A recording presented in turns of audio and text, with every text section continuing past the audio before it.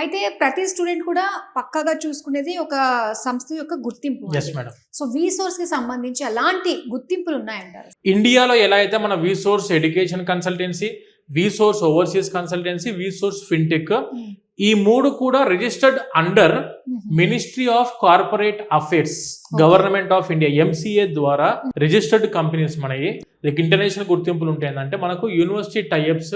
ఎందుకు మనం 1500 universities tieup అయినామంటే madam, EAI, European association for international education, European countries కి వెళ్ళడానికి మనకు European association for international education ద్వారా కూడా రిజిస్టర్డ్ సంస్థ మనది.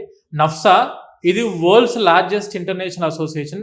We are very proud to say that we're the registered company under NAFSA, national association of foreign student advisory అని చెప్పి. ఈ గుర్తింపు ఉంటే మనకు చాలా టైర్ 1 యూనివర్సిటీస్ కి వెళ్ళడానికి అవకాశం ఉంటుంది మేడం స్టూడెంట్స్ కి.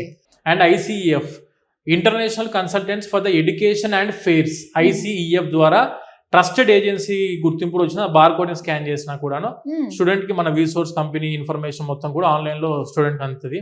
సో ఇవన్నీ కూడా మన గుర్తింపులు మేడం.